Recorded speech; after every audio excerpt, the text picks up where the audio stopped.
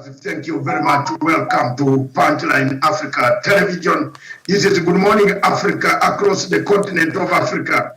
Wherever you are in the world watching us, this is Good Morning Show by Miriam Ogutu and Dr. David Matanga.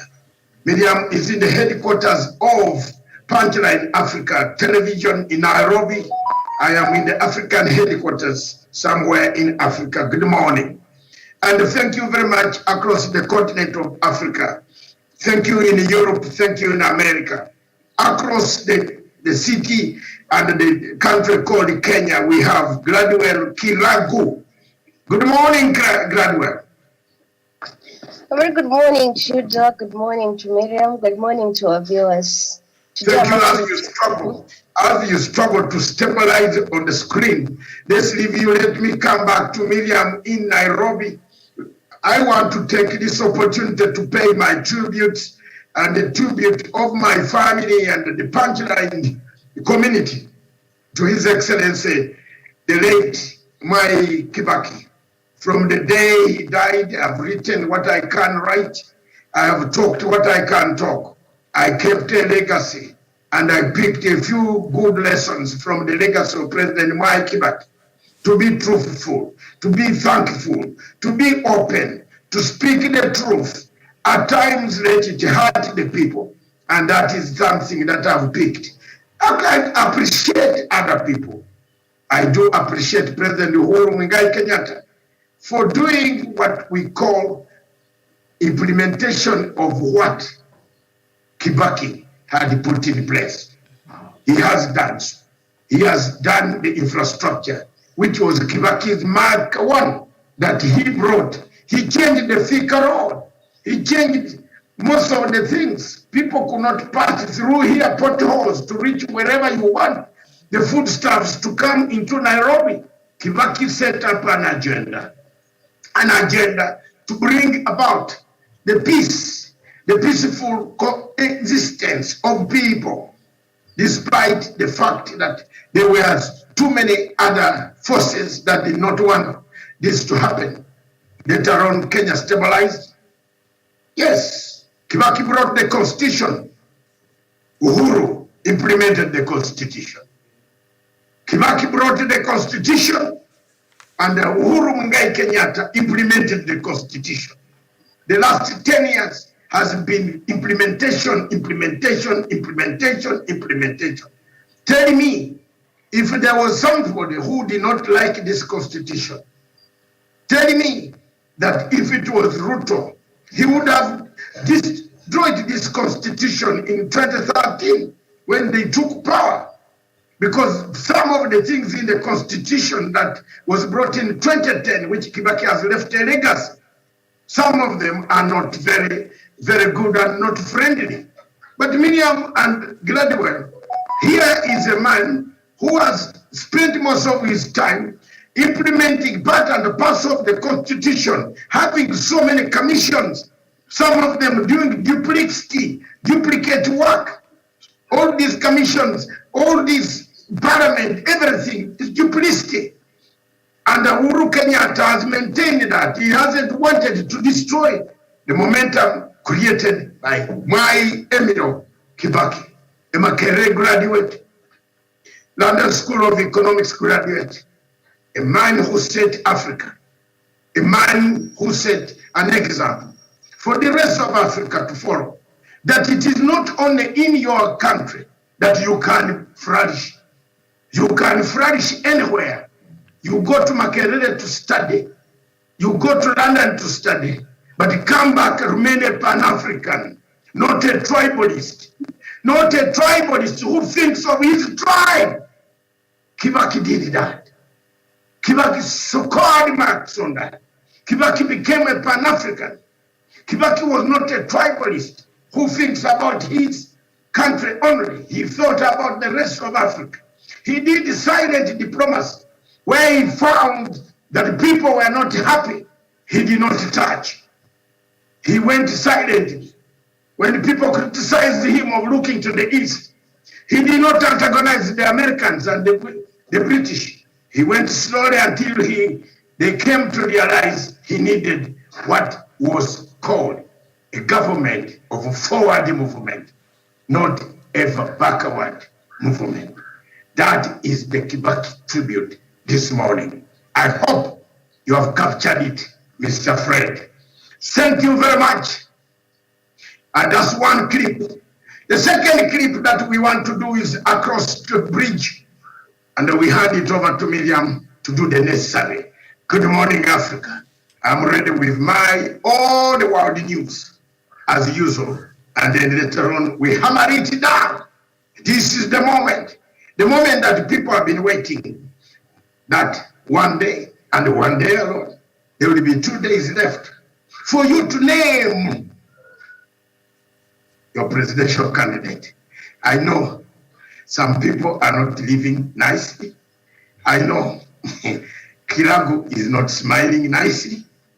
I know, for me, I am on a stand that I will not reveal, which I have revealed, and I remain tight-lipped until, if we choose wrongly, we make wrong side. If you drive on the left, you have killed yourself. There's no more regret of saying, oh, the other one was bad, replace with this one. The choice is very important now. The numbers, and remember my predictions. Numbers, votes, votes, votes, votes, votes, not gender. It is the votes that count. The gender rule in Britain was not fragmented in a constitution. It was not input in any format in America. The gender came by right of the women fighting for their right to win seats. That's why we have the House of the Congress. The Speaker of the Congress of the United States is Pelosi. You know her, the strong woman. She was not told that gender. She fought men. She won on merit. Isn't it, graduate? Merit. This thing of you being given a portion and then controlled under a portion in politics. The politics of portionalization. Hello.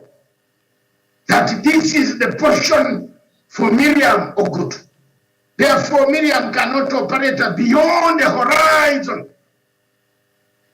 Yet she has the capability even to lead this nation. Yes, yes, yes. Kamala Harris has the probability, the capability to lead America today. But not because she was zoned. She wasn't zoned. She was not zoned. Gladwell, not zoned. Not zoned, Miriam, that lady, gender, we women. No! Kamala Harris was not zoned as a gender endangered species. She was left to do her job. That's another clip for you. Fred, another clip there. Zoning endangers spaces. And I believe Kiragu is hearing me. Zoning endangers species. Miriam is hearing me. If we zone Miriam, that we must have 2/3 gender, what type of constitution is that? So when they have 2/3 gender, and the men also come and have 2/3 gender, so when shall we move next? 1/2? Why don't you allow the women also to be presidents? Yes, why do we degrade ourselves as Africans? We read these things from the British. We use the British system to govern ourselves, but we don't question how did the British system reach there 1,900 years? Hello, Kiragu. Tell me, 1,900 years, the British have been in governance, in democracy, in elections. How many have you elections held here? From 1965, 63. Tell me quickly. I can tell you by offhand how many elections you have held here. 59 divided by 5. Won't you get your elections? And multiply something. Let's go to mathematics. Every 5 years, there have been an election. From 1965 to 1968, 63 to 1968, there was an election. 1968 to 1973, there was an election. 1973 to 1978, Mzee Kenyatta died. Moi took over because there was tenure of office. Took over. 1982, there was going to be an election. You know what happened? How many are these? Count, let's go. 82, 87. There was an election. Who won? The one party state. 92, the worst type of election that has ever occurred in Kenya. How many are those? 92 to 97, there was an election. 97 to 2002, Kibaki takes over. There was an election. I hope you are ticking down. 92 to 2007, there was an election. Kibaki wins. Turmoil breaks in Kenya.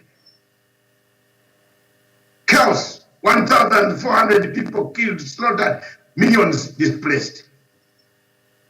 2007 to 2012, there was an election. 2012, Uhuru Kenyatta won an election. 2012 to 2017, Uhuru was the president.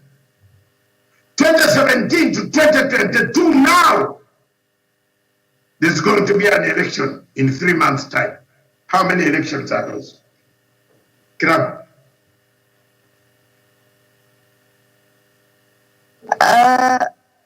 Roughly 11.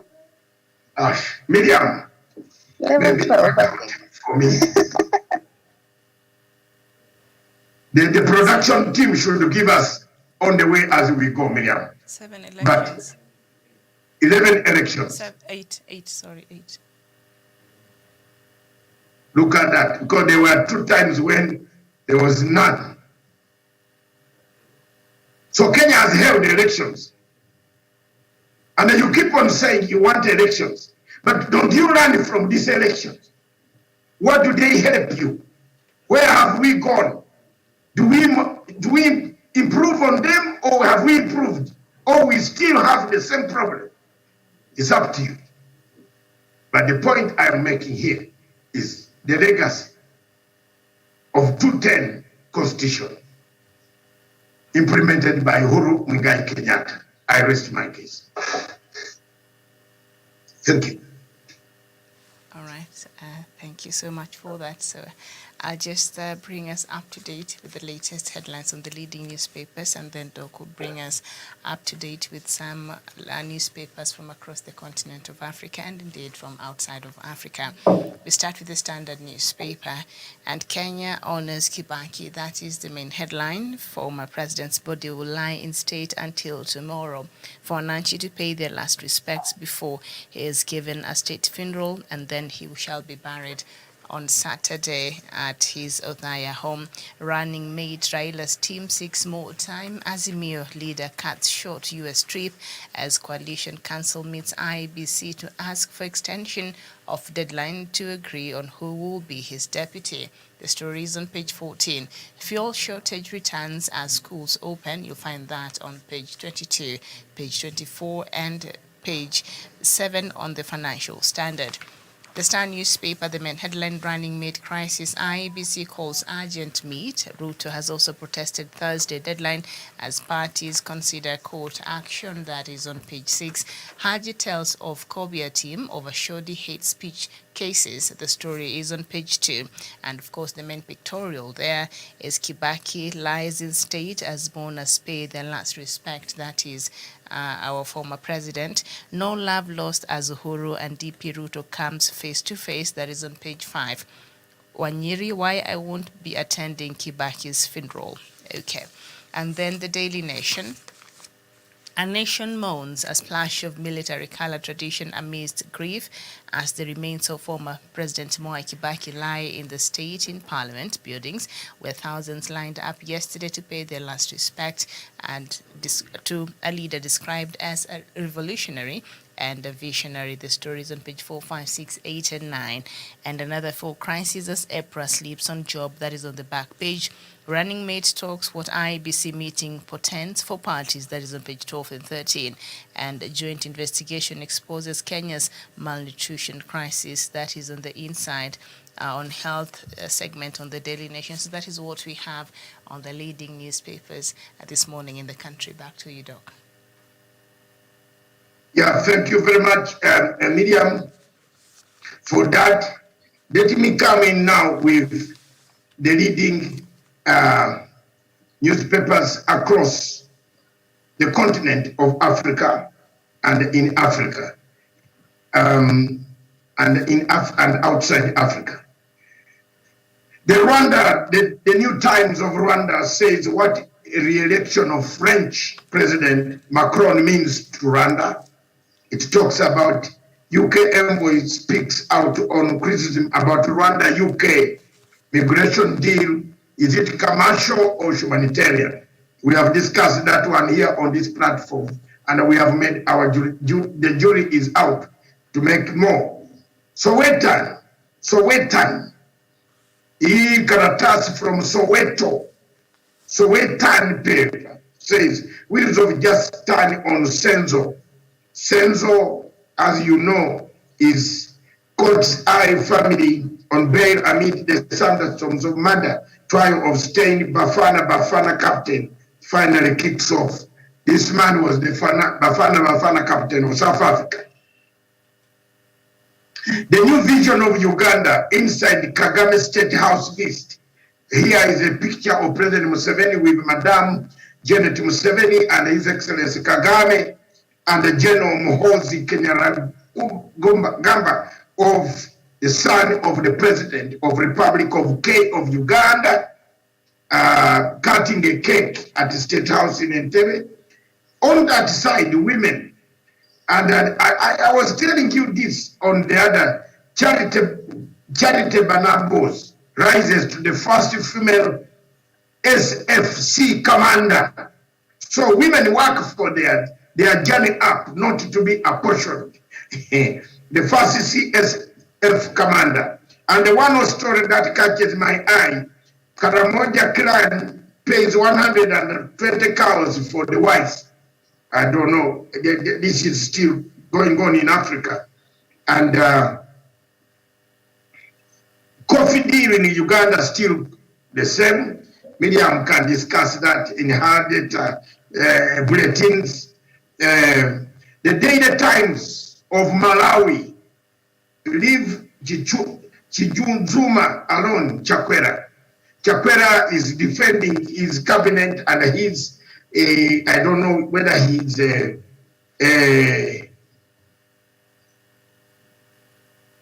companion, veteran SP Director General.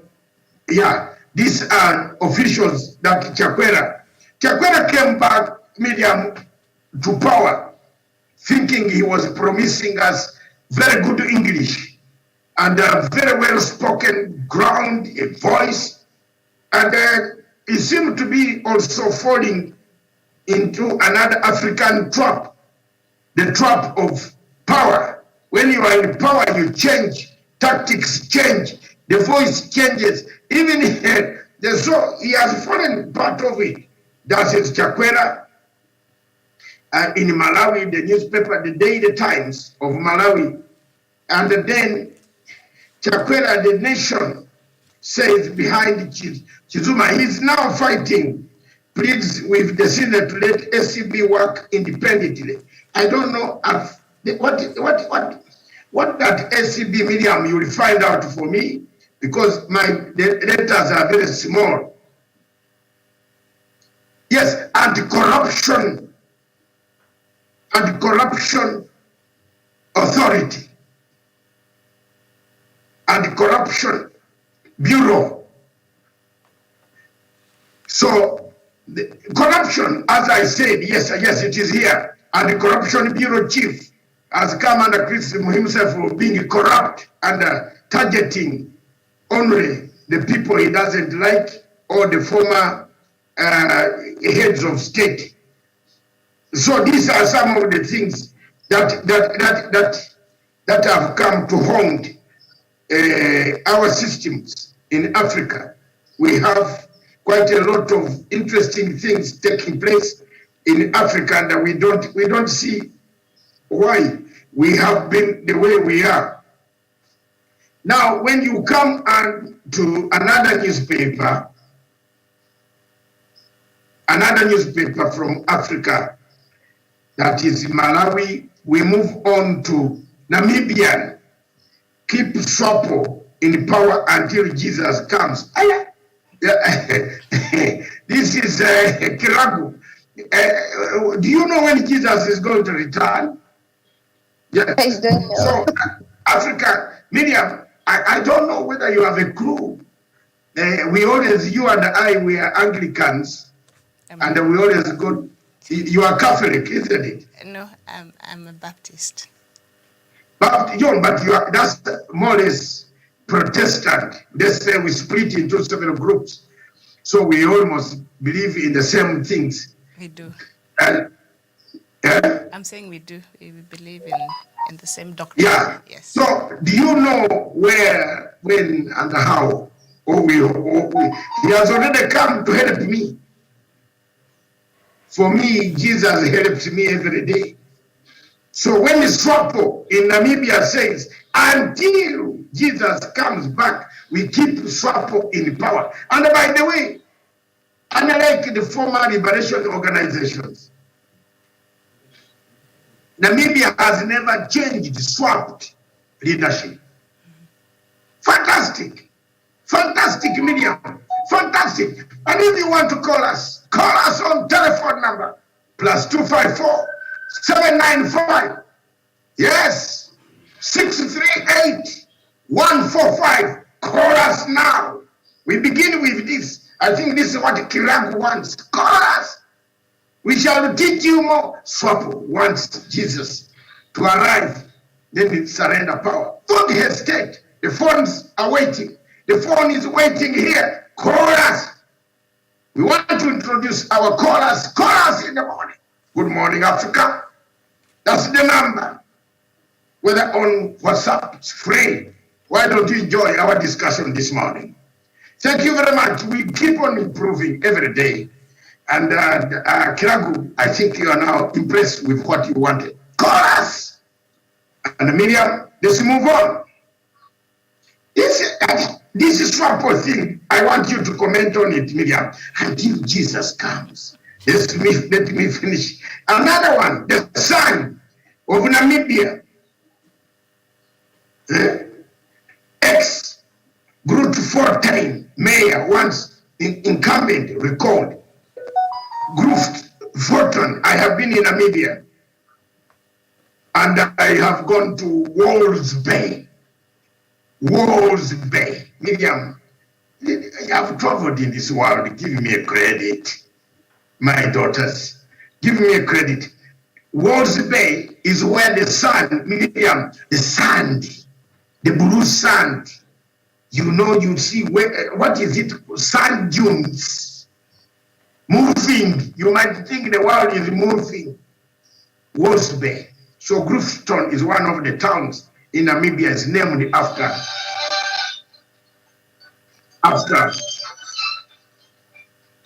I am being disrupted, but it's okay. I know the mistake I've made. Miriam, Grafton is one of the towns that you find in Namibia. So they want their mayor recalled. They are not happy with the mayor. And unlike here in Kenya, everybody is fighting each other. You have not said that on the Kenyan newspaper, The Star, the DPP now says everything that these other institutions are doing is wrong. So why don't we leave this work to be done by one institution? So I don't know. But here it is. The Guardian of Nigeria, is this Nigeria? Yes. The Guardian of Nigeria says, Javid urged to relax law as women. No, that is the Guardian of United Kingdom, Britain. Javid is the one of the laws as women forced to travel miles to find HRT. I don't know what it means. Javid is a minister for Javid is a minister in Britain for Miriam. You can read. It's either the minister for the Home Affairs. It's Brit, my sister from Bali, where she was born. The father was in Bali. Javid is the minister for one of the prominent ministries in the UK. You look at that newspaper, Miriam. You will find out the minister for a very powerful ministry. She's not Javid is not. This is Javid from Leicester Town. She's an MP. An MP is an MP for there. They say women travel long times. I don't know why. And then children's disease, hepatitis, outbreak linked to lockdown. You see that lockdown has brought a lot of that disease, which is coming back. That's the Daily Telegraph in Britain. And when you go further, Nigeria again, the Guardian, North plots to retain power through the elections next week. We are still voting on North, South, East, Africa. That's the Africa you see. The Punch newspaper in Nigeria says, Amechi, Jeke, others risk disqualification for or resign in the election is heating up in Nigeria. Simba draft document on the diaspora coming soon. The Guardian, that is which newspaper? This is the Tanzanian, I think. Tanzanian Guardian, if I'm not. Tanzania sets tax amnesty for non-documented vehicles. Yes. Samia draft, not Simba, Samia draft on diaspora coming soon.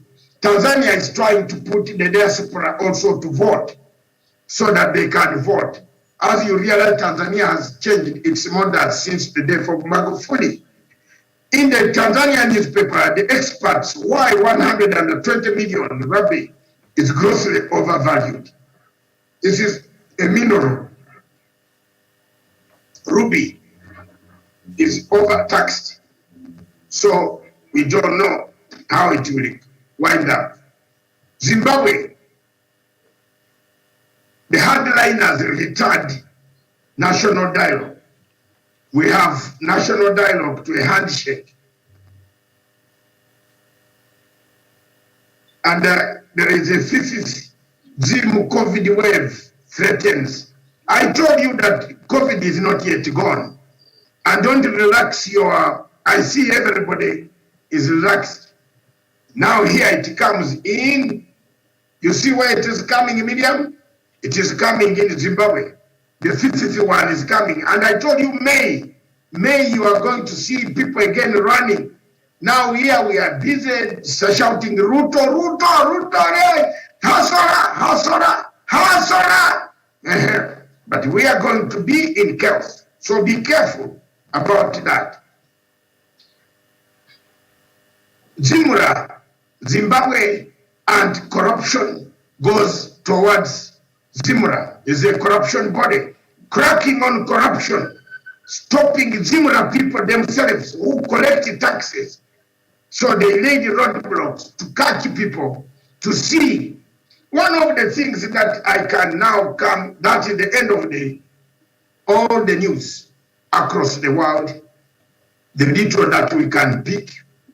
You notice that the Ukrainian-Russian war seem not to be dominating. I think Russia seemed to have accomplished what it wanted. And Miriam, there were people who underrated me on this statement again. I told you, Russia was looking to destroy what Mr. George Soros stole. And built in where? Miriam, built where? In Ukraine. And they did it. They have gone back. And you know what? They are going to smile in the United Nations Security Council, all of them. It's over. Kiragu, it is over. Miriam, it's over. My daughter, it is over. They are gone. It's over. Will you look? COVID is coming. It's when now people are going to wake up. Have you ever? You hear of the numbers being read anymore? They were all Ukraine. Now Ukraine seems to be going down.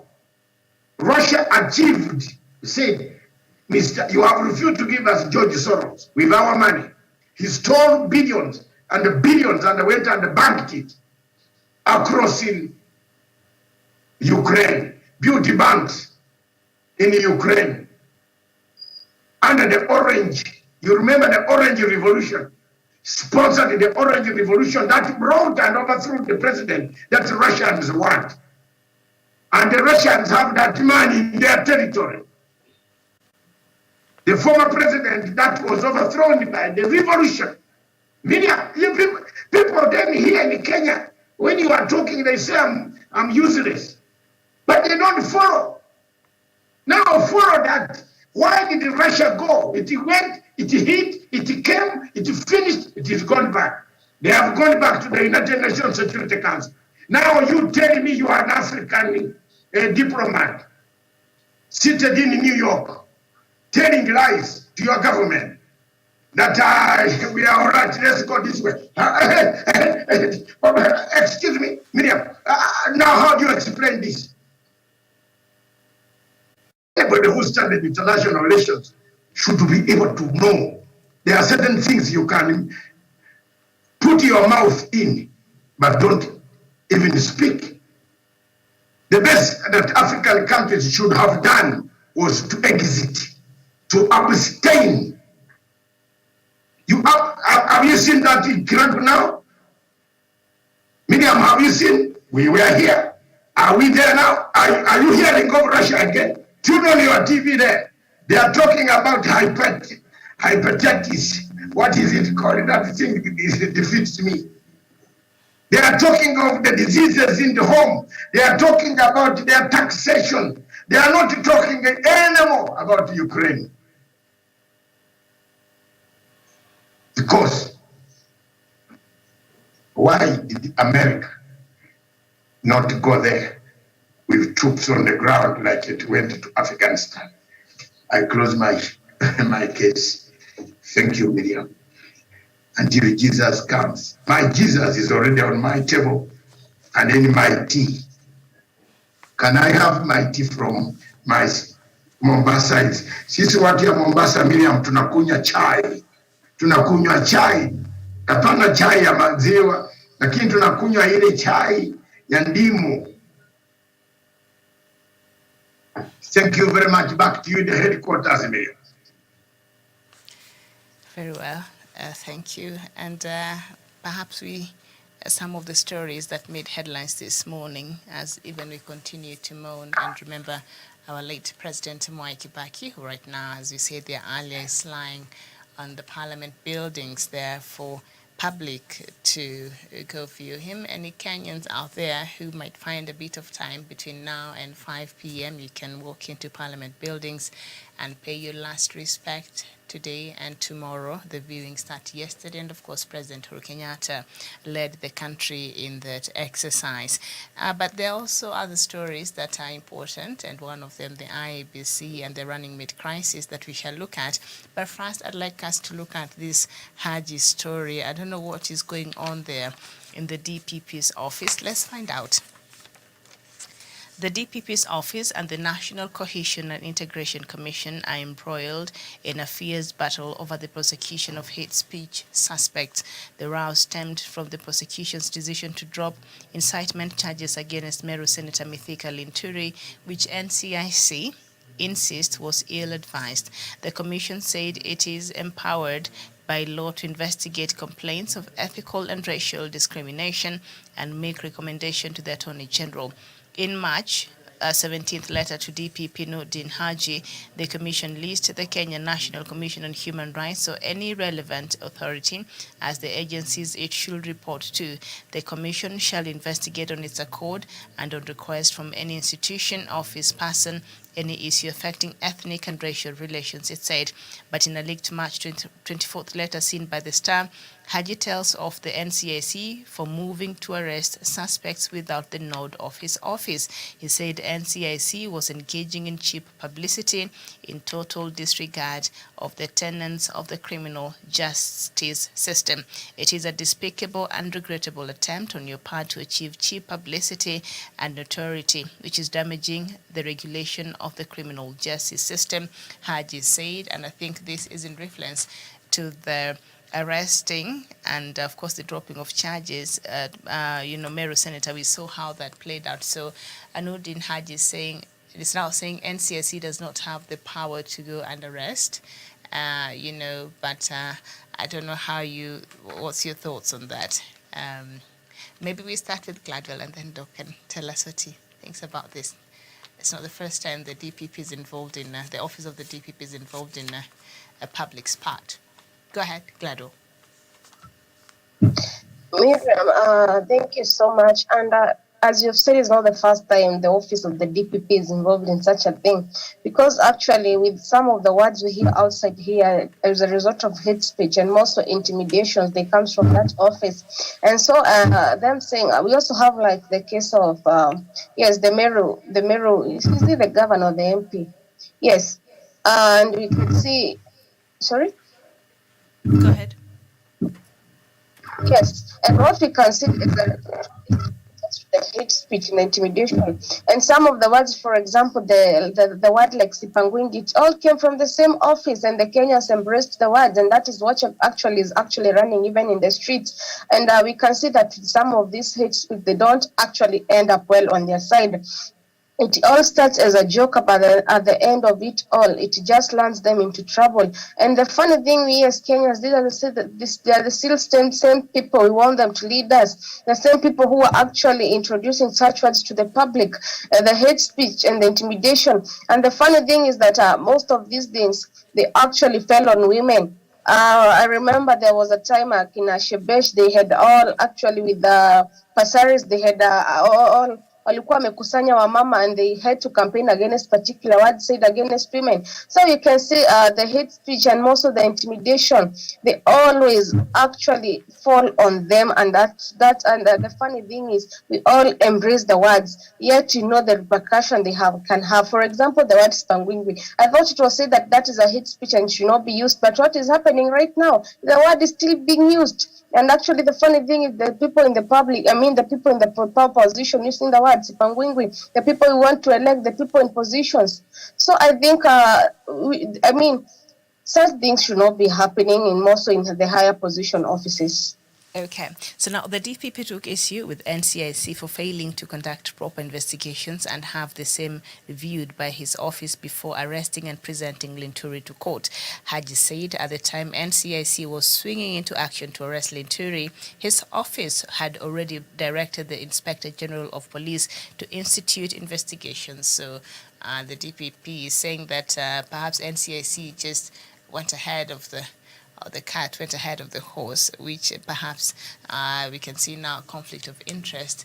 Is it because maybe the mandate of some of these commissions overlap against each other and it's not very clear, or what is happening here? Is it a power struggle that you're seeing now between NCIC and the Office of the Director of Public Prosecutions, Doc, or what is really happening in Haji's office?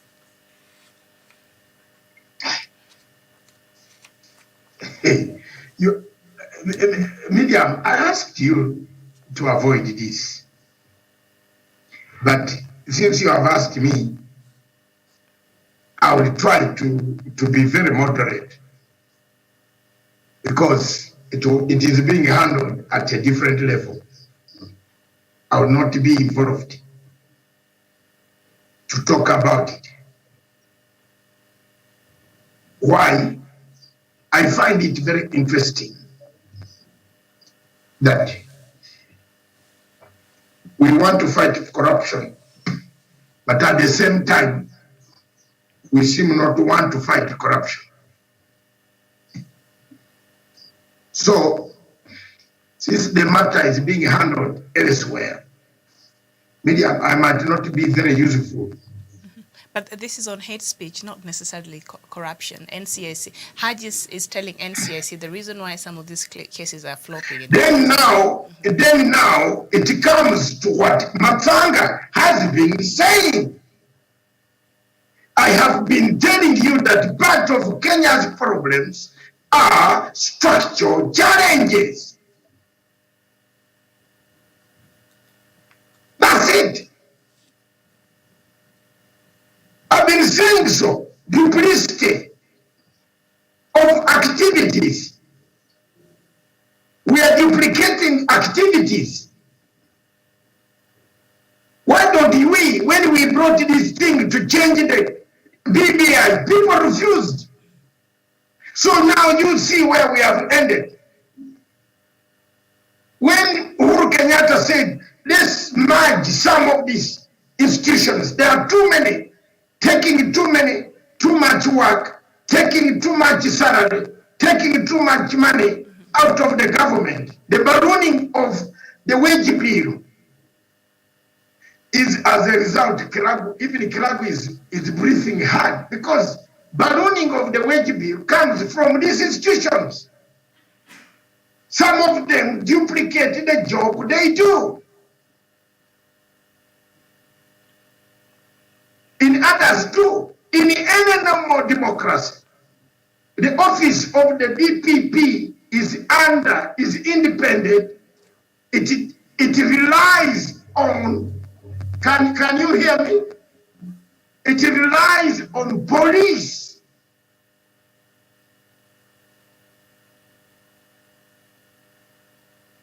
You can't do anything in the United Kingdom without the police forwarding the evidence that they have. In other countries, the two departments, State Department of Law in America, they have what we call state attorneys. The attorneys of each of the independent attorney. In UK, the DPP deals with the police. They are like this. They are twins. They are twins, Miriam. Here, they are not twins. So they can't work, because we are having a problem here. When, okay, you are, so look, institution like this institution that stops people from talking bad things should be under the police. because the police has powers. You don't need to pick policemen and attach them to national cohesion. No, in the police department of CID, you should have a national cohesion and hate speech department that has got its own CIDs. Because the hate speech is already spelled out in our constitution. In the constitution. It's already there. So Matanga, where have I gone wrong? The only thing I have is I am Paul preaching to the Jews. But I studied this subject, Miriam. The subject of rearrangement of governance. The subject I'm going to graduate with another degree in September on strategic management. I've been doing it quietly from 4 a.m. by line, online. Tell me I'm stupid. I will have it by, I will show you, Mama, I will show you from the University of Southampton, Roehampton University in Putney, in near Wandsworth. Like this, Tapata, a master's degree in strategic management. When you are Mimi, I am stupid. That's another one, second one. I don't care going for another or third one.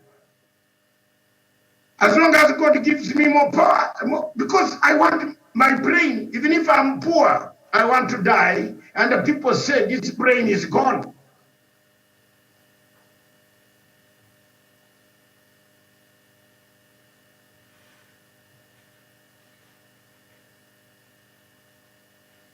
I want to be very independent in mind. So when you have, now if you have this problem, you don't need to talk. I don't want to talk about cheap things. I don't want to criticize anybody. All right, I leave it to God. But I want to criticize the infrastructure, structures, institutions. Miriam, we have duplicated them, my daughter. My daughters, please. We have a duplicity of jobs in Kenya. That the chairman of Sijui, which organization is this? Put it under the police. I do not, Doc. We have brought, agree with you. there is a lady there that she is the CEO or the deputy chair. What does she know about the hate speech? And NCAC is the most many commissions we don't need in this country. This is one of them. And that is because it does not even do its job at all. At all. So I think this is a waste of taxpayers' money. Matanga, David Nyakorach, Dr. David Nyakorach Matanga, speak the truth and shame the devil. Come to my wall, I'll tell you the truth. Go and kill me. I've passed that stage of being threatened. I'll go home. Yes.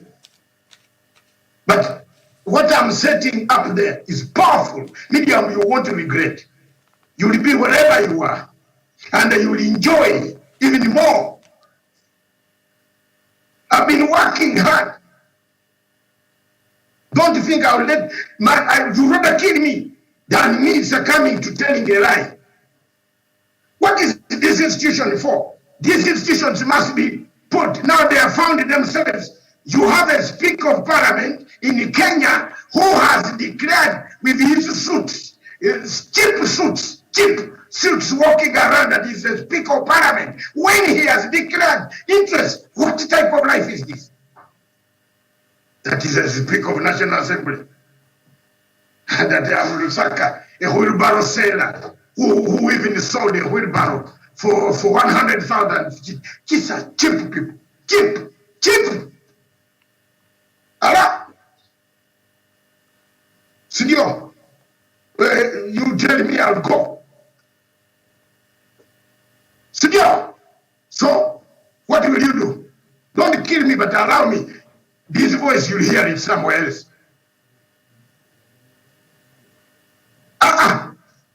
You tell me, what is it that we have here? What is it that we have here, surely? These are commissions drawing money from a structure. What kills Kenya is structural challenges.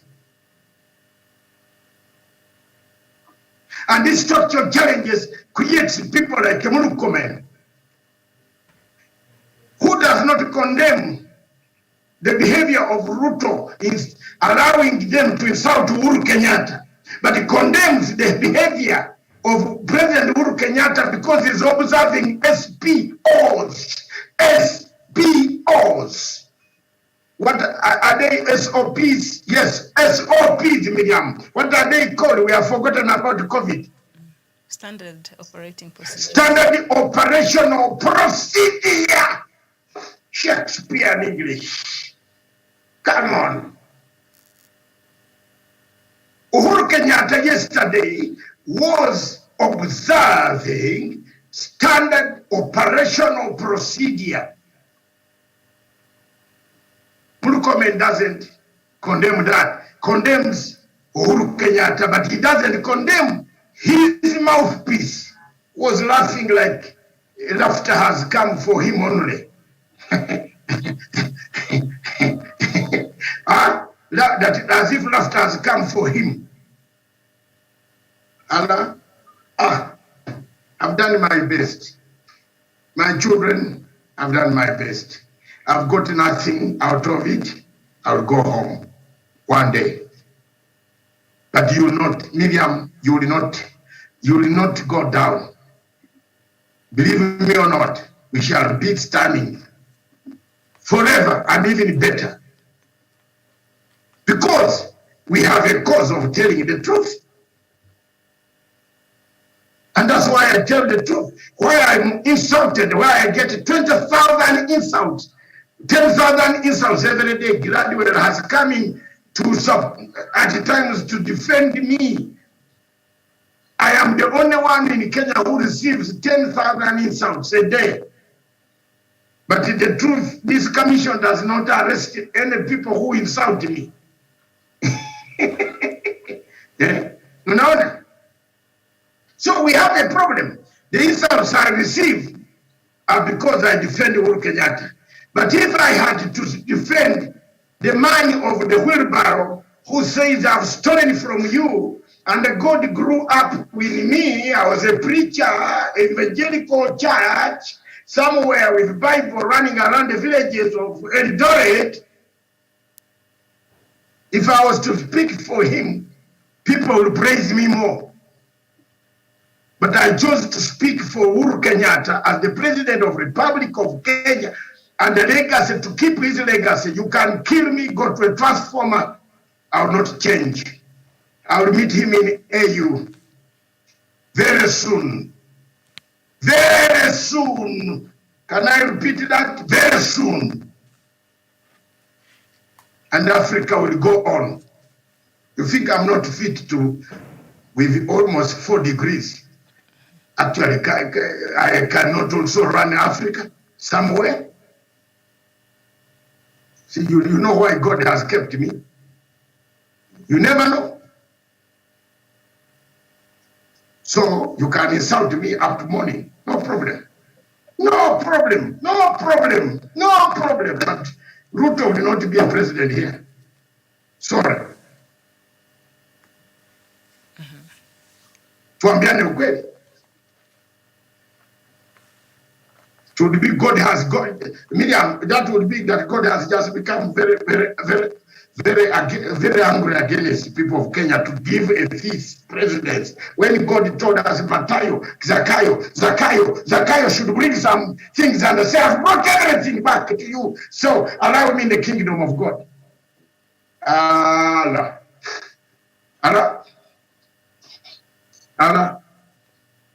I'm changing it now. I'm also becoming a preacher. Preachers wear these ties and they lie to Karabu every day. Haven't you seen our preachers with new hairstyle? Miriam, my sister, structural challenges. structural obstacles. Institutions are being duplicated. And that's why Uhuru Kenyatta and Raila Odinga said, let's change the constitution to make anti-corruption, hate speech, everything come under one banner. Efficiency. So they become management under the less funds. Yes. Let me drink my coffee again from my headquarters. Yes, and also as we talk about matters, the DPP, there's also another controversial move that it made, and now it's being called to answer to. And the Director of Public Prosecutions has been given 21 days to list reasons why he chose to withdraw charges against a company implicated in 400 million Kenya shillings graft case.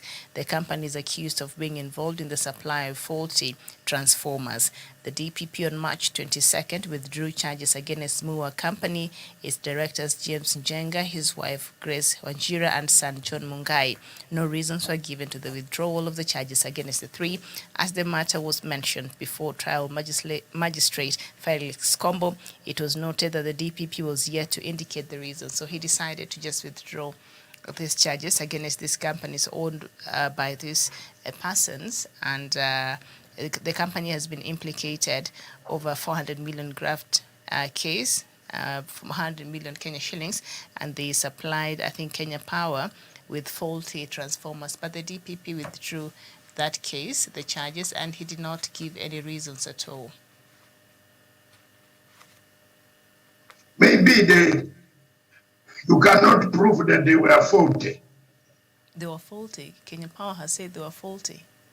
Yes, but there's only one Miriam, let's reason on this other floor. Yeah. At what stage were they faulty? But he should have given his reasons, because you can't institute a prosecution and then you decide to withdraw halfway and you don't give reasons. There is how justice works, and in the judicial system, there's how things work. So you can't just withdraw and not give reasons why you feel this case should not continue.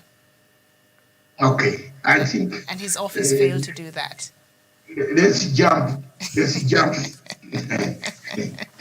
But also, just on what you've been talking about, and I'm sure Gladys would want to say something on it. Doc, this NCIC, my sister, the NCIC, it's one of the commissions that we don't need in this country, because it's not doing its job and it's wasting a lot of our money. So I think, as you've said, the investigations of hate, at the end of the day, the police has to be the ones investigating these things. So maybe we need to have a department in the police, in the Kenya police, that handles hate speech, because NCIC as it is, I think a lot of Kenyans would agree is as useless as they come. We don't need it at all. It's not doing its job. So we don't need that commission. Gladwell, before we rest this matter and move on to the Iranian mid-crisis. Miriam, this is, we are mourning Kibaki. Kibaki administration was very clear. Kibaki created infrastructure, created a base, a foundation. Kibaki brought a foundation that we see today. Uhuru Kenyatta continued to expand, implement the foundation. One of the flaws of the 2010 Constitution of Republic of Kenya is the number of commissions that do the same job during the same time at the same place within the same locality. Can you repeat that statement, Kirako?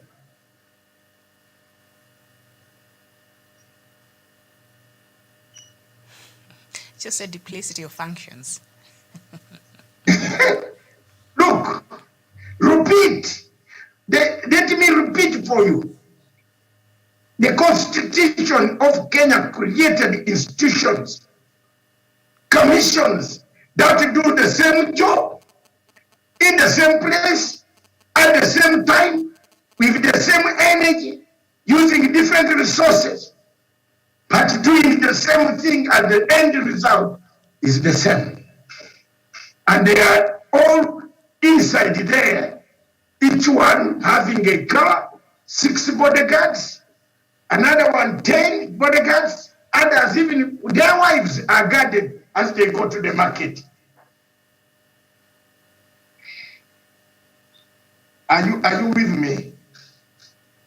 The wives of this chairman of commissions are escorted to the markets.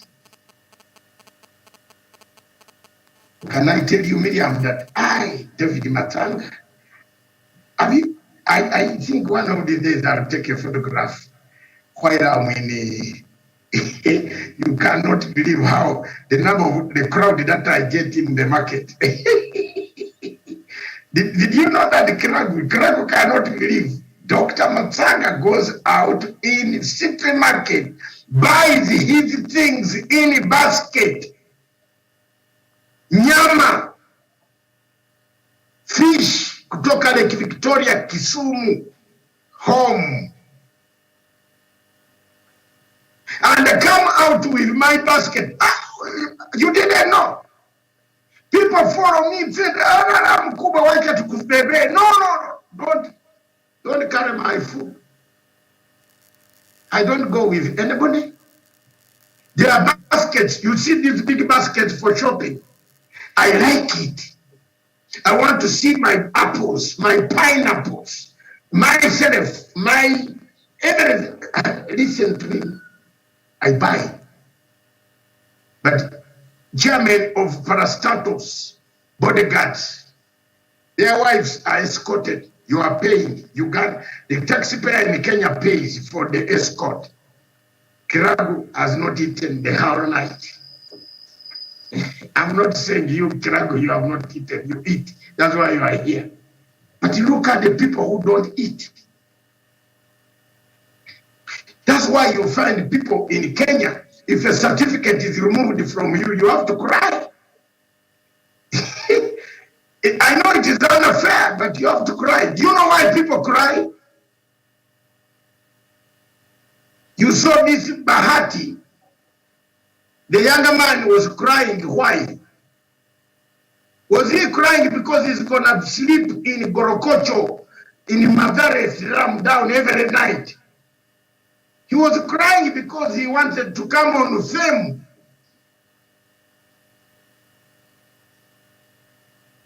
The fame is gone. Miriam, it's not fair. I know, Miriam, you don't look out that way. Please look at me. What do you think about that cry of yesterday? The treatment. Why then? Why do we create structures that are very bad? I'm bringing that example. Why do you create a Jubilee? Why do you create a Jubilee assessment panel? Give the man the certificate, allow him to pay, and you give him the certificate. Then you call him to bring it back.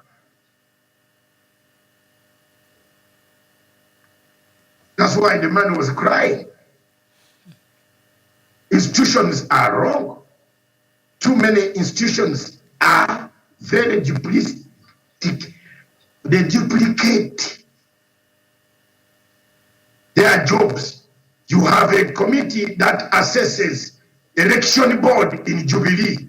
Why does it screen a candidate and give him a ticket?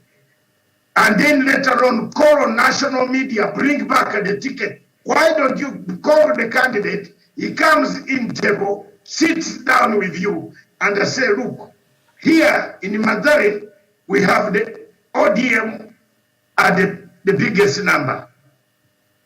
And ODM is part of Azimio. So for you, you can come on our campaigning team you can be singing songs while we move around. Then later on, when we win elections, you can be in charge of a department of looking for people who are either homeless or they need help in that department. Why don't we do that as mature people? And it's the same as Adok, been duplicated in UDA and also in ODM. A lot of people who had, remember even, is it Keter? I can't remember his first name. He was given the UDA ticket, then later on it was taken. We saw my member of parliament, Elisha. He had been given an ODM ticket, and then it was a certificate, and then it was taken back. So it's a mess across board, and I think that brings to question over how democratic or how we are running our democracy. But on Bahati's case, I will say this: if he truly believes that he has the support of the Madari people, Why can't he go and run? Yeah, go and run as an independent and prove to these leaders who perhaps might not have seen that. So I would encourage him to, instead of crying, which I understand sometimes, but come on now, go run as an independent. No, but the medium before that, they cry. Why? Do you know why the cry is? It's the pain of not going to eat. No, the pain that the pain of not going to eat. Because at the end of the day, he wants to come like a Jaguar. Jaguar reached here. He was a very good musician. Jaguar reached on top. He became a very waff. This, you see, he killed his career. That's why I've told you, if you're a grave digger, stick to grave digging. If you're a musician, stick there. But if you want to advance your stage, go in that field and play it the way they play. And these young people, as much as we do really want a lot of young people in these leadership positions, but also they should understand it's no joke. And I'm not just speaking to them because we've seen other older people even acting worse and not even doing their job. But I'm just saying this is something very serious. He seems determined. I would advise him, go run as an independent and see if you can sell your agenda. And if people truly believe in you, they will elect you despite of whatever, not having maybe the popular the popular party's, name behind you. So if he truly believes that he has the votes from Madari, he should go and run as an independent. The crying, I think he just maybe overwhelmed. He felt betrayed because he had been issued with a certificate. Miriam, yes. Miriam, let me talk on that issue. And I actually support Doc. As I said, let everybody stick to where you are. Yes, he believes he can, but the issue with these aspirants is you just meet a group of several people and you hear they just let me say they just lied to you that we got your votes. You have got this slogan of kwa ground vitu ni different. And that's why many people during the UDA nomination, they felt like they were betrayed. They felt bad because things in the ground, they're so different more than they thought they are. Somebody like Bahati, for Christ's sake, I'm not trying to put him down. Yes, let him go for the independent, but can he just stick to music? That is where he does it best. There's no need of you killing your career to go run on a goal that you can't even manage. Yes, and actually, let us look even into Bahati's music, the kind of music. I mean, let him just stick there. It's the same thing Jaguar did. Jaguar was doing well in music, but what has happened now? He killed his career. He focused into politics. Now, what has happened? I'm not sure if he'll go back to the music the way he was doing it, and if he does, he'll be famous the way he was still. Yeah, so what I'm saying, I'll actually join Doc with what he's saying. If you are a grave digger, can you stick there? If you want to upgrade it with something else. If you used to dig using a djembe, now upgrade it to something else, but in the form of digging. So you can't go from here to here thinking that because 10% of the people are saying I'll vote you in. People, we actually lie a lot. Let us be honest. I'll meet several people, the aspirant, and I'll say yes, I'll vote you in, and you give me the money. I meet the other one next and say, you vote me in your heart. You'll be saying so and so is voting for me. A particular party will voting for me, but that is not the case. So let them stick to music. Okay, so Bahati, but I will still, if he truly feels that this is what he wants to do, let him run as an independent and see if people like him the way perhaps he feels that he would represent them. But I don't know. Jaguar cried and he was issued the certificate, so Kenyans had so much to say about that. I don't know, but that's I don't know if that was a good image. You can cry, but I don't know that was a good image on him. It made him look very, I don't know, but I felt bad for him. felt very bad. I don't know what else Yeah, to say. yeah. No, Miriam, you brought the question of institutions. Haji is tells of Kobia team. Why doesn't Haji call Kobia and sit with them? Character, conscience, behavior, mannerism. We have a problem in Africa. That's why yesterday, when I wrote this paper, does Africa need elections? Kirago did not talk to me at all the whole day. She did not, Miriam, she did not, she read this paper, but she did not talk to me because it has hit. She said, no, we need elections, because she said, her answer would be, we need the elections. How? How can you have, why did I bring, how did I count Kenya's elections? There are 11 elections. Are they 11? Yes. Every 10 years, Kenya has been doing 2 elections. You see, you are now 50 years, 59 years of independence. How many elections are those? Mathematics.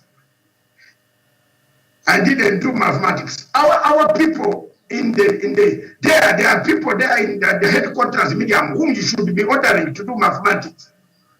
Look at them, all of them claim to have gone to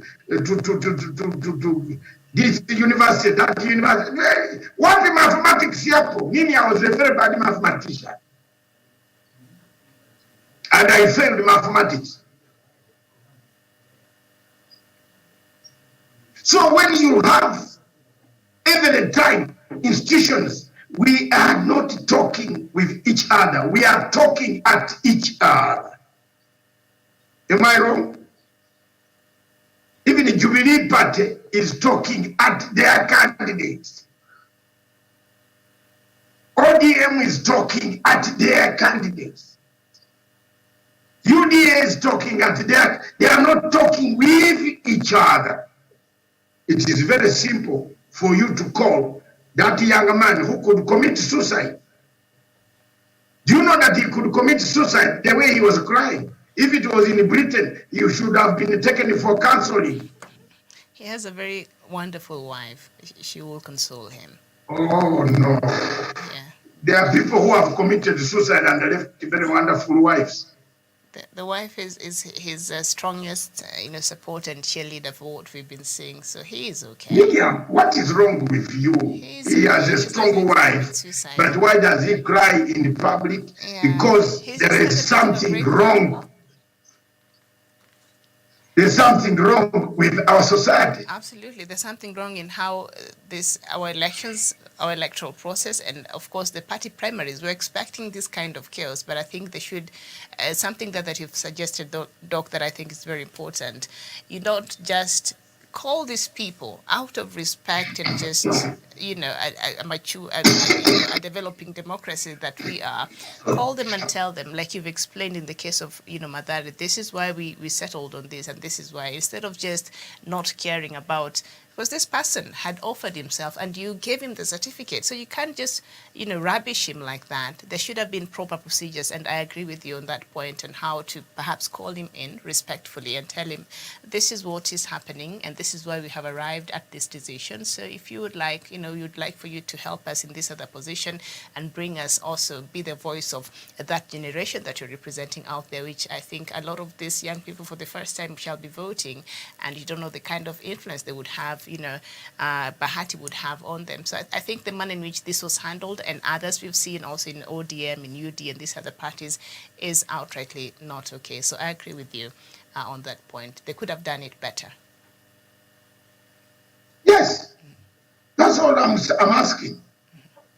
And that's what my point is. We could have done it better. Call the younger man. Yeah. We gave you this certificate, but unfortunately, we have the ODM has requested us as a sister party in Azimio.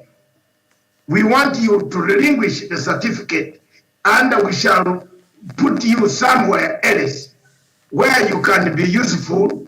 But for now, we want this vote very much for our presidential candidate. Let's call people. You know all these things of coming to the papers.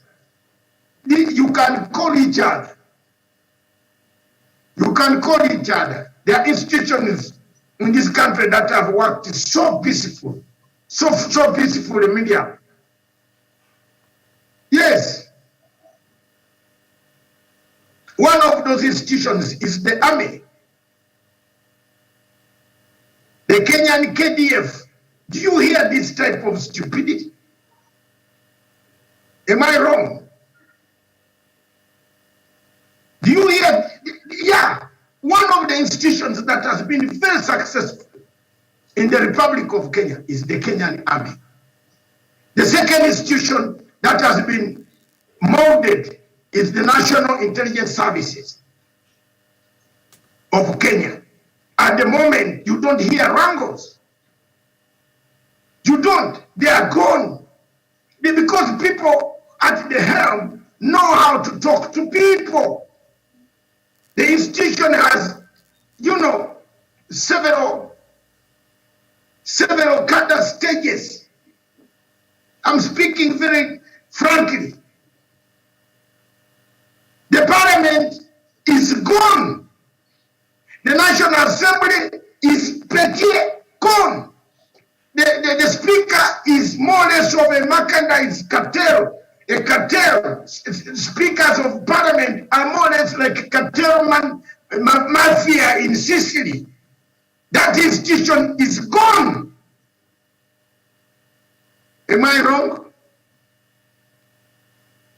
And yet this institution, like the parliament, it could be the president tomorrow. If anything happens, God forbid, the Speaker of National Assembly could become the acting president until we select a president.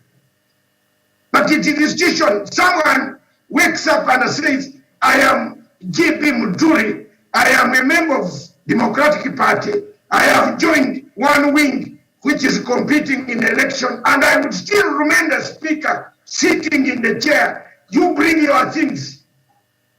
Have you heard that, Kiragu? How does it sound in your ears, Miriam? Oh, good. There now.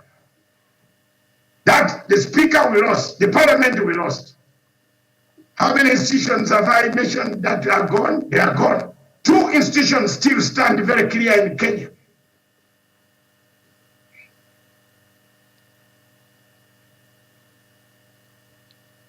The other institution that is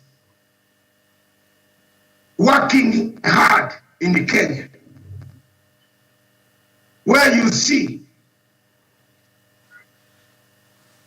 and where the leader has become very, you know, because he speaks his mind and delivers. Have you seen of the complaints now of Ministry of Education? It handled, the complaints were there, but Miriam, it handled the complaints directly, face on, head on, gonga na gonga, tunagonga unanigonga.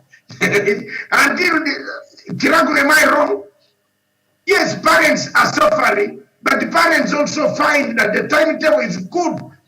Because of COVID, everybody in the world, education was disrupted. But Kenya managed to swim through some of these institutions and bring back sanity.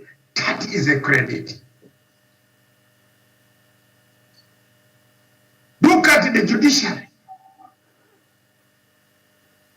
It's gone. We thought that the lady Comey would be different from Maraga. But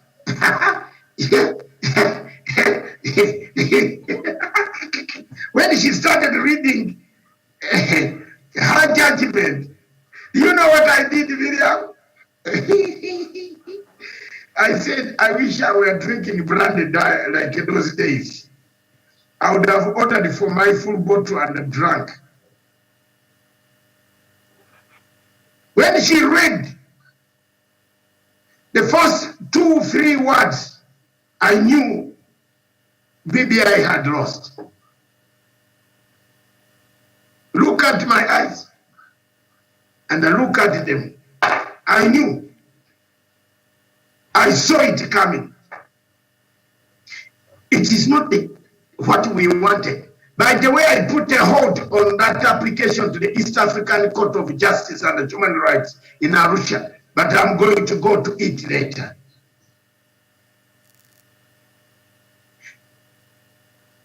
Miriam, do you know why? What was it? Do you know something? As I end, do you know what they call probative value? Probative value. But soon, now, just good, probative value is coming. When people see that there was need of BBI, is when you raise the probative value. Now the probative value is coming when you see state organs fighting each other in newspapers.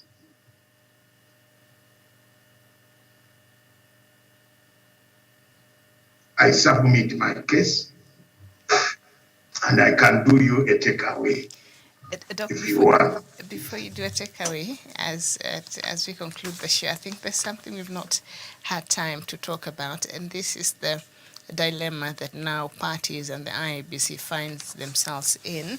Let me just read a bit of this so that we take just a few minutes commenting, and then you can do that take. The Independent, I'm reading from the Star newspaper, but this is a story that has been captured by all leading newspapers on page 6. The Independent Electoral and Boundaries Commission chairperson, Wafula Chebukati, has called a crisis meeting on Tuesday, that is today, to discuss the running mate deadline. The commission decided to call the meeting after both coalitions, Azimio and Kenya Kwanza, protested this Thursday deadline. We have asked officials leading the presidential teams of all candidates to come to the meeting so that we can agree on this matter. A commissioner said the meeting came as Azimio was discussing the possibility of filing a case seeking to quash the IEBC deadline. Deputy President William Ruto said he is also consulting on the way forward should IEBC insist the running mate must be named by Thursday. Both Ruto and Raila Tams had objected at April 28th deadline and wanted the IEBC to receive the names between May 29th and June 6th.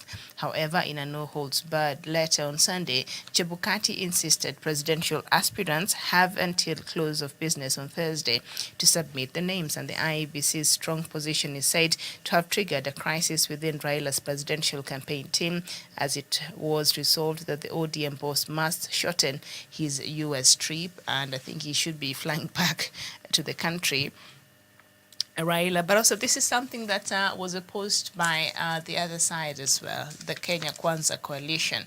And so the crisis now, I don't know if this date was official and it was communicated to the parties.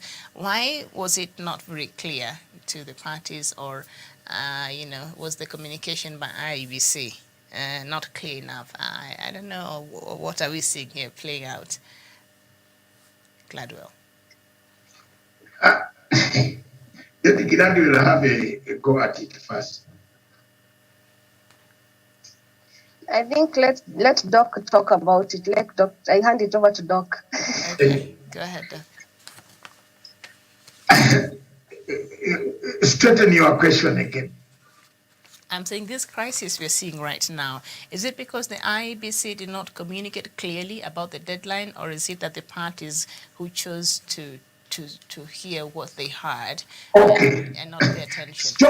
Stop it there. Hala! Stop it there. And there are people who have criticized me for having said, if I were a Kenyan election, I would not accept the IEBC chairperson to handle my ballot. And there are those who have said I am a very wrong person, a propagandist, when I said the elections of Kenya have not been well arranged. No preparations have been done. And now before we talked about it last week, Miriam. We are at it now again. Preparations for the 2022 election. Didn't we do that? What did I tell you? That this is a precursor to more confusion that you are going to have. What does the law, when does the law tell you to have your independent candidates, your running mate? Is it now or is it later? Do you name your running mate when you are going to declare your presidential candidate certificate nomination, or do you have him given to IEBC first? Miriam, am I on the right question you asked? Am I on it? Maybe if I'm going away, you tell me. No. That's where the blunder is. The blunder is the entire charade of election in Kenya is marred with stupidity and ignorance of law. Both the candidates and the Electoral Commission. Why, Miriam? There was not enough voter register. So there was not enough voter education. Voter education not to electorate only, even to leaders who want to be leaders in this country. If you ask Ruto exactly when was this submission supposed to be, he said, I will consult.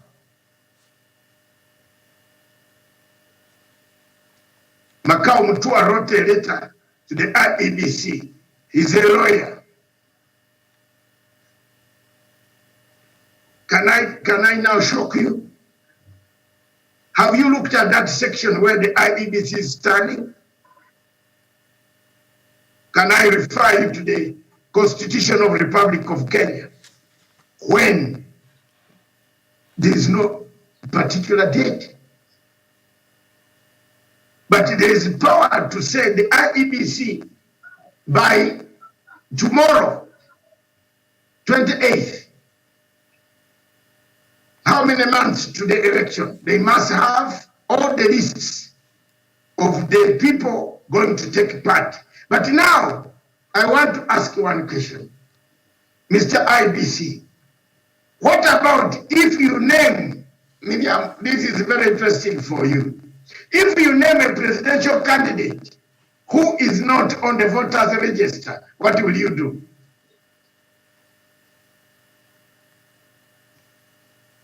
I can see the eyes of Kirago blinking. There is trouble. Miriam, can I go slow? That imagine the voters register of Kenya has not been cleaned. We don't know how many voters we have. Now, if you name a presidential candidate or running mate, and later on, we find that that running mate is not on. What do? The law does not allow you to go back and say, since he's not on the register, I have to name another one. There's no provision there that the name that you put forward, and let Kenyans listen to me now. Now, you know, Miriam, when my brain works like you. Look here now. Now I'm seeing the loophole. Look, you people. Can't you see where we are going to have trouble? Can you see that angle? Mr. Chemkata has not given us a register, clean the register, that we know whose name is there and not. So you name a ghost X, or we name X. Now it turns up that on that day, on 28th May, X, we look for her name or his name. We are only looking at Raila and Ruto. We have so many presidential candidates who have got to have running mates. Some of the presidential candidates might not be on the voters register. Have you seen the trouble we are going to hit? The waters we are hitting, the waves we are hitting forward. You see that?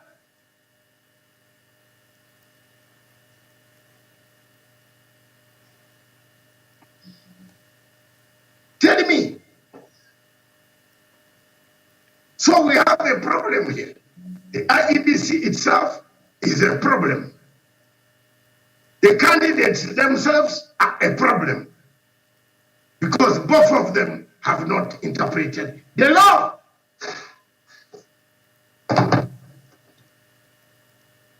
You handed over, dear student Kiragu, have I answered it satisfactorily? Miriam, have I tried? That's in absence, ma'am, in absence of a voters register, whom do you know is your person you are naming? You can name Kalonzo when Kalonzo's name by computer is missing. And you know, Dr. You can name. You're right. You're right. There's a time even Raila did not find his name in Kibera. Exactly. That's happened. Exactly. So you blame me. You blame me or blame my mother who gave birth to me now. But also, Doc, the fact that the coalitions, they're not ready, and of course it's not just Raila and Ruto who are running for the presidency. There are other Kenyans also who are waiting to submit their names. But for these two leading coalitions, the Kenya Kwanza and Azimio One Kenya Alliance, does this also perhaps expose the fact that there could be some wrangles and disagreements within these coalitions, and that's why they're not ready to give the second in command right now? They're yes. not settled yet. That's why I'm telling you. That's why I'm telling you sincerely that. Can I use the best word? The election has been gerrymandered.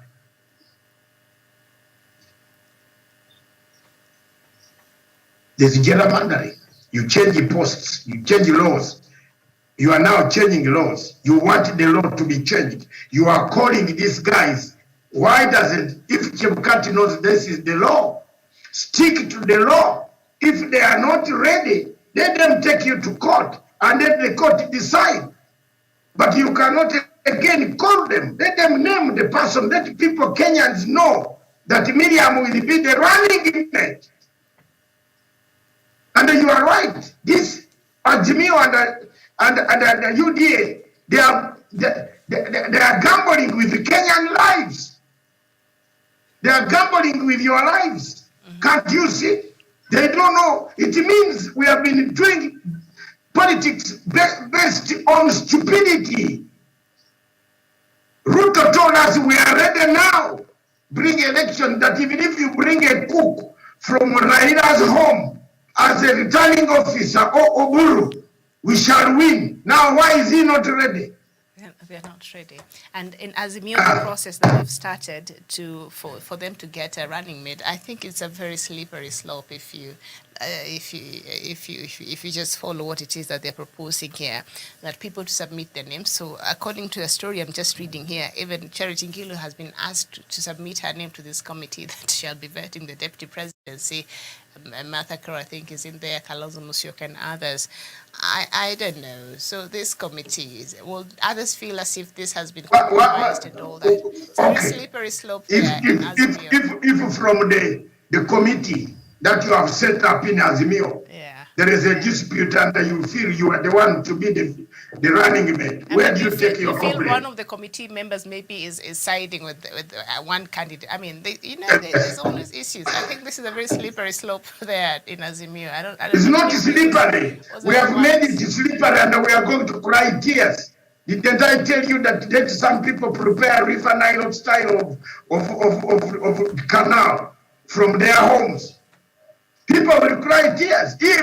Machozi inakuja. I'm not a prophet near Elijah or Elisha. I'm just a person and not like that paper in Swapo in Namibia waiting for Jesus to come. Jesus is with me in this cup. Yes. Let me have a drink. And of course, among other things that the committee has to consider is the ability of the person to work closely with the president. I mean, that one even Kenyans can help you out, Azimio. Even Kenyans can. It's not rocket science. You know what? Maybe let me give you a takeaway. There are several takeaways there. Fred, I think you saw them, huh? Yes. Fred is yeah, good, let right? me give you the last one. Kirambu, have I answered your question very nicely? Go ahead. The takeaway. Thank you. Thank you very much, viewers across the continent of Africa and the globe. Those watching us, especially viewers in Kenya. This time is the time for mourning in the Republic of Kenya.